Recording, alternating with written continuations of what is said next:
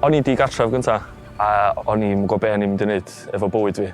Nes i meddwl fyny yn diwrnod gyntaf yn y hostel, dwi eisiau newid bywyd fi yma. So, nes i gweithio efo'r support worker fi a nath ni gallu byw yn ebynnol.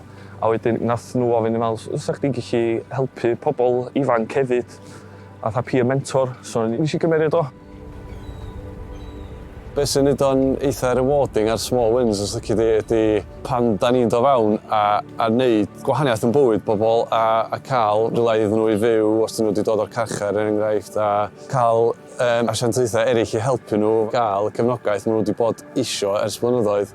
Dwi'n licio gweld y datblygiad o lle maen nhw wedi bod a lle maen nhw'n mynd. Dwi'n meddwl sa'n ni licio jyst cael mwy o bobl i fewn i'r maes yma. Really rewarding i fynd fewn i, dydy. Mae rhywbeth dwi rili yn wrth y modd yn wneud, helpu nhw, cefnogi nhw i gwella bywydau nhw.